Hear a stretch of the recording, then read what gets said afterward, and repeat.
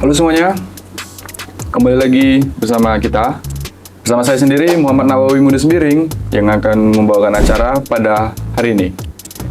Oke, di sini kita kedatangan tamu spesial yang akan berbagi pengalaman dan juga wawasan kepada teman-teman semuanya. Langsung saja kita sambut, ada Bapak Heri. Ya. Selamat datang Bapak. Selamat datang, selamat sore. Bagaimana kabarnya Bapak? Baik. Alhamdulillah. Nah, langsung saja kita akan menanyakan seputar obrolan ADTV itu sendiri.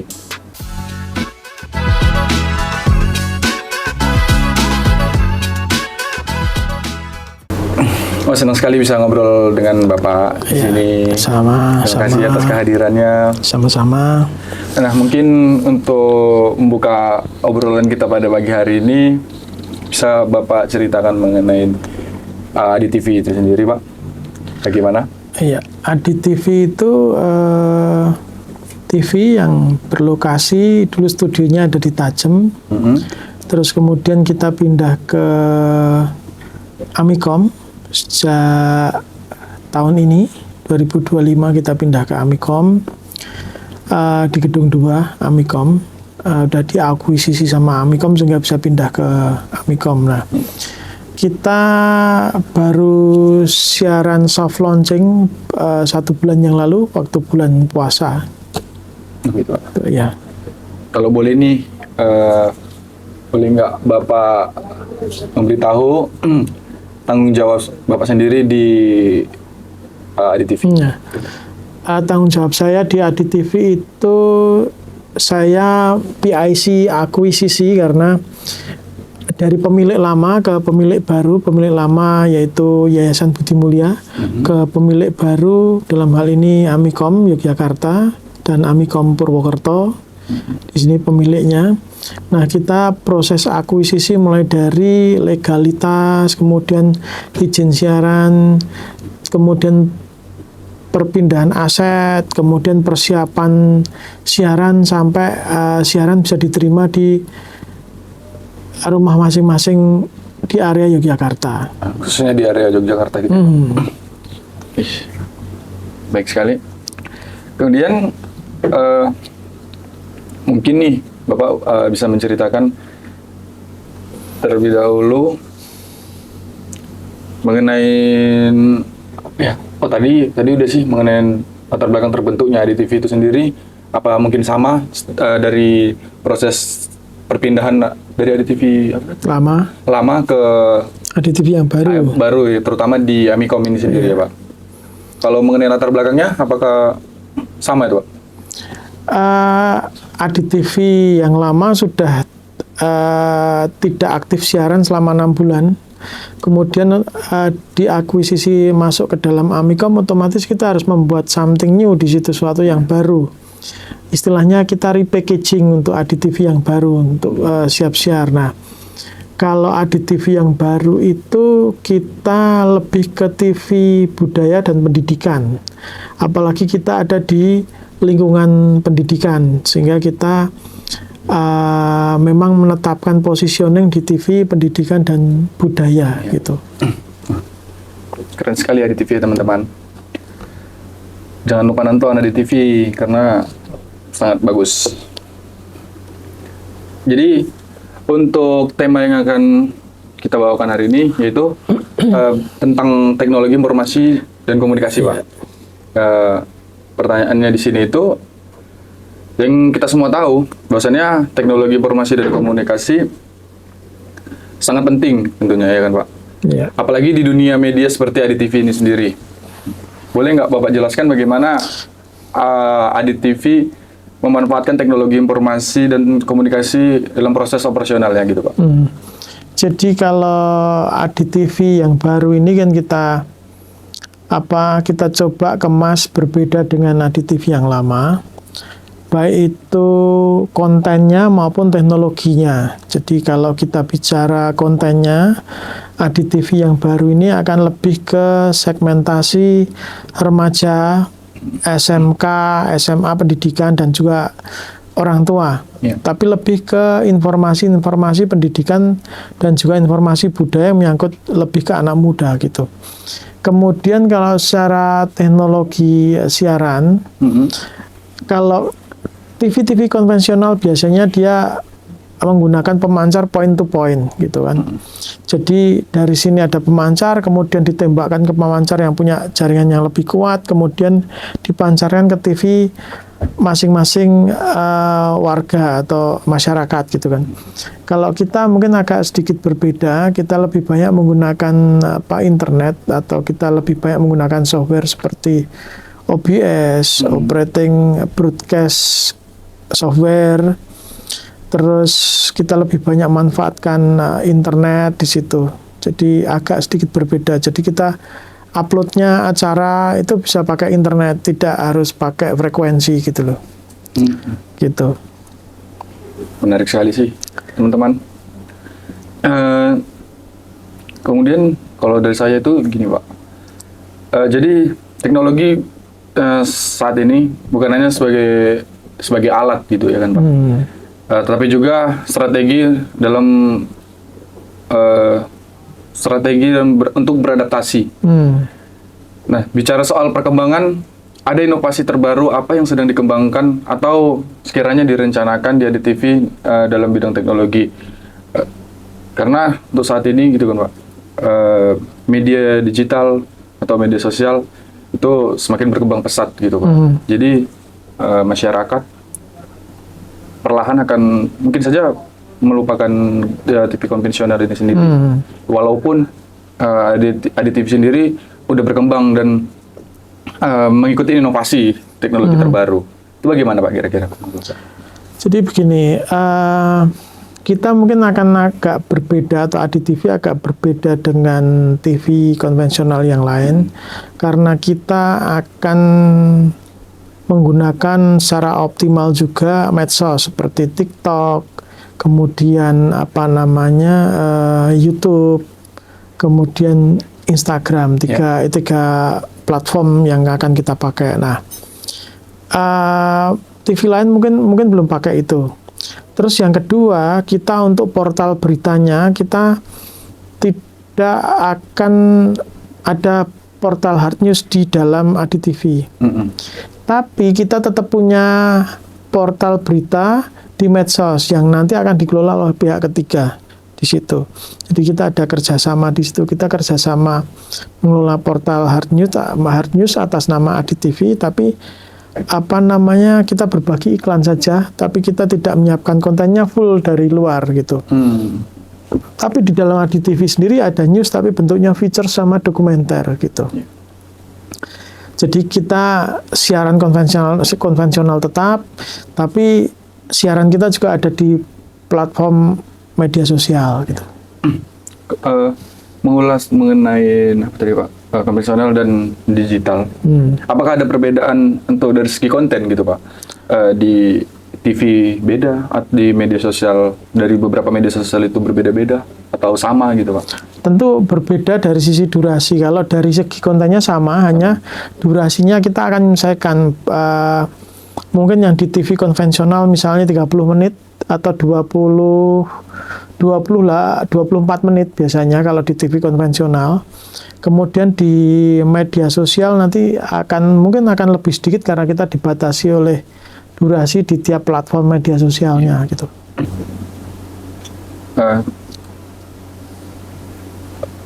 Tentu ada tantangan tersendiri gitu, Pak. Khususnya Bapak yang sebagai apa tadi, Pak? PIC ya. Pihak PIC dari ADTV itu sendiri. Apa sih, Pak, tantangannya? Tantangannya untuk sekarang yang terbesar yaitu pertama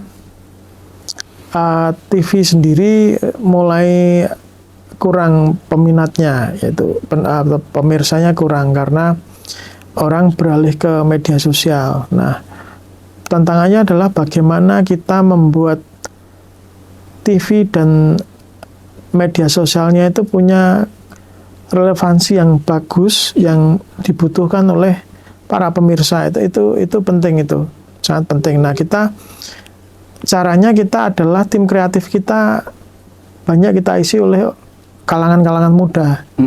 Jadi kita pun bekerja sama dengan beberapa kreator konten, pembuat konten di Jogja ini untuk kita sama-sama mengisi frekuensi yang dimiliki Adi TV dengan konten-konten yang bagus yang diminati oleh khalayak gitu.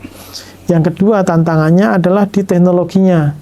Jadi teknologi penyiaran teknologi broadcasting kalau kita menggunakan internet itu kendalanya apabila pas cuaca buruk atau konektivitas terganggu, koneksinya terganggu, itu jadi muncul banyak banyak masalah di situ. Tapi kita coba atasi itu dengan berbagai sistem. Misalnya gini, kita sistem utamanya pakai internet, tapi sistem secondary sistem kita masih pakai microlink untuk model-model lama itu menjaga kalau ada gangguan begitu. Gitu sih. Ya. Pertanyaan personal sih Pak sebetulnya. Kebetulan saya kan anak ilmu komunikasi nih Pak, jurusan ilmu komunikasi. Stereotip atau prospek anak ilmu komunikasi yang mungkin saya sendiri beranggapan dalam komunikasi bekerjanya kalau nggak jadi jurnalistik atau wartawan dan sebagainya, kemudian di film tentunya di TV gitu kan. Akan tetapi semakin berkembangnya teknologi, otomatis semakin tergerus gitu kan media konvensional. Tetapi di Adi TV ini sendiri mengikuti perkembangan zaman gitu kan Pak. Jadi tetap ada kesempatan untuk anak ilmu komunikasi tetap bekerja di stasiun televisi gitu ya Pak. Iya, menurut saya yang namanya media sama ilmu itu selalu dinamis. Jadi bukan berarti sekarang media yang konvensional hilang, kemudian tidak ada penggantinya. Bukan berarti media konvensional hilang, kemudian muncul media baru, terus source lama, misalnya SDM dari komunikasi nggak terpakai kan juga nggak gitu. Karena di media itu ada 3 bagian utama. Yang pertama, penyedia konten atau konten kreator, baik itu di media konvensional maupun media yang baru atau media sekarang yang lebih ke internet gitu.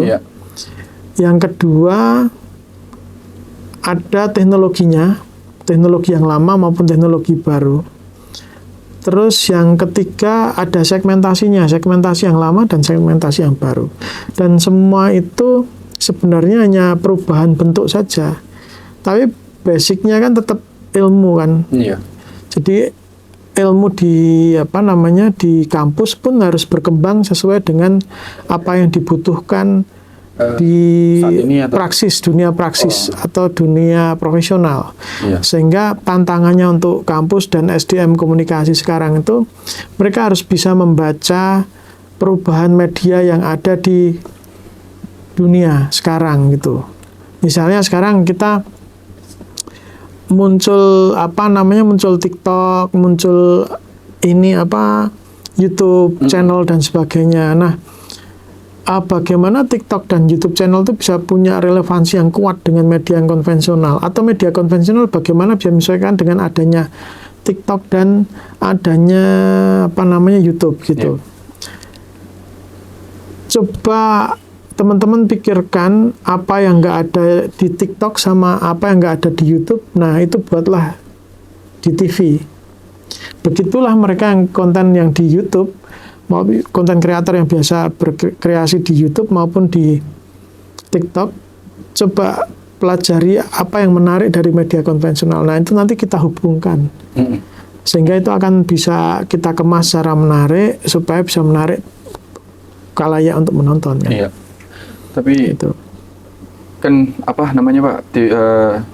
TV-TV sekarang ini mengikuti perkembangan zaman gitu Pak. Apa yang tren sekarang itu yang mereka siarin gitu kan Pak. Tetapi Adi TV ini sendiri kemudian idealis lah Pak jatuhnya ya Pak, menyiarkan tentang pendidikan, membahas temanya pendidikan, kebudayaan, dan sebagainya yang positif banget lah Pak. Akan tetapi kan Pak, di zaman sekarang ini masyarakat kita khususnya anak-anak muda agak terlalu males gitu Pak untuk menonton acara-acara yang baik lah gitu Pak. Tentang pendidikan, kebudayaan. Lebih memilih yang tren-tren sekarang ini Pak. Yang ya apa ya Pak jatuhnya ya? Ya kayak misalnya di TikTok joget-joget gitu Pak. TV bisa ngangkat itu. Kemudian bintang-bintang tamu yang dipanggil yang kontroversial gitu Pak, yang sama sekali nggak ada manfaatnya mungkin Pak menurut saya bagi masyarakat umum gitu Pak. Apakah Adi TV tetap mempertahankan idealis tadi Pak? Nah itulah yang namanya kan challenge, dinamakan challenge. Jadi bagaimana idealisme kita bisa diterima oleh khalayak. Ya. Nah tentunya kita perlu mencari ide-ide kreatif yang supaya ide itu bisa membuat kemasan kita jadi bagus, jadi disukai orang. Pesan kita bisa mengemas pesan itu bagus supaya pesan itu bisa diterima orang dan seterusnya. Jadi yang kayak kita di Adi TV ini, kita ada pesan yang kalau itu dikemas di media konvensional itu sangat membosankan atau boring lah. Itu misalnya kita punya acara pojok rektor gitu kan. Nah kita akan membaca bahwa di khalayak umum itu kalau orang mau menyekolahkan anaknya atau anak mau mencari sekolahan, dia bingung, saya SMA, SMK, saya mau ambil jurusan apa gitu. Jurusan apa yang cocok buat saya dan sebagainya. Nah, di Adi TV kita akan mengemas itu. Jadi supaya khalayak itu bisa mendapatkan informasi tentang kampus ini, ada programnya apa, punya beasiswa seperti apa, dan itu belum pernah diangkat oleh acara-acara TV yang lain. Nah itu tentunya akan sangat menarik buat penonton. Besok mau nonton, aku mau sekolah di sini, coba ada program mungkin beasiswa kah, atau cara masuknya gimana, atau itu pendaftarannya seperti apa dan sebagainya. Itu satu. Yang kedua, misalnya kita mengangkat tema mengenai kurikulum lah. Kurikulum. Mungkin banyak orang yang nggak tahu sekarang kurikulum 1.0 sama 4.0 apa bedanya. Nah, kita akan angkat itu sebagai sebuah informasi yang menarik di situ. Itu yang pertama. Yang kedua, kita punya acara misalnya yang temanya lebih ke budaya. Budaya itu macam-macam. Ada budaya yang orang tua, yang tua-tua, misalnya keroncong lah, atau misalnya campur sarikah. Nah, kita akan mengemas budaya yang lebih fresh, lebih muda, dengan bentuk yang berbeda. Misalnya kita bikin acara yang sekarang sudah ada di Adi TV itu Student Cinema namanya. Student Cinema itu berawal dari kompetisi film yang ada di Amikom sini untuk anak-anak SMK. Kita ada 300 film anak SMK yang film itu hanya berhenti sampai di kompetisi.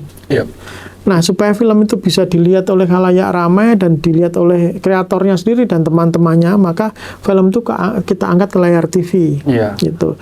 Dengan hostnya ya anak-anak muda, kemudian mereka mempresentkan permasalahan anak muda dan sebagainya. Itu sebuah bentuk packaging yang baru lah menurut kami seperti itu, gitu. Belum lagi acara-acara berikutnya seperti acara yang sifatnya lebih ke hobi. Kita ngangkat skateboard, atau kita ngangkat BMX, atau kita ngangkat atau kita ngangkat tentang dunia robot, anak muda dan sebagainya. Kita akan angkat acara-acara yang seperti itu gitu. Iya, berarti kalau ditarik kesimpulannya, walaupun Adi TV ini TV lokal yang segmennya itu masyarakat Jogja, akan tetapi tetap mengambil tema di seluruh Indonesia ini mungkin. Iya. Menarik sih. Dan kita harus membaca tren itu. Iya Pak, sama penonton gitu Pak, khususnya anak muda gitu. Apa harapan Bapak kepada generasi-generasi sekarang? Gitu, Pak? Harapannya adalah Adi TV bisa menyiarkan atau memberikan nilai values dari siarannya yang bagus dan memberikan pikiran-pikiran yang positif ke masyarakat, khususnya anak muda, supaya dapat menstimulir anak muda untuk berpikir kreatif terutama di Jogja. Terutama di Jogja. Kreatif dan inovatif. Iya. Pak. Iya. Baik. Terima kasih Bapak atas wawasannya serta pengalamannya. Terima kasih. Ya, terima kasih Bapak. Ya. Nah, untuk teman-teman di rumah atau dimanapun kalian berada, khususnya teman-teman di Yogyakarta, jangan lupa menonton Adi TV. Karena yang pertama tentunya bermanfaat untuk pengetahuan, karena di situ akan membahas tema pendidikan, kebudayaan dari Sabang sampai Merauke, gitu ya Pak. Iya.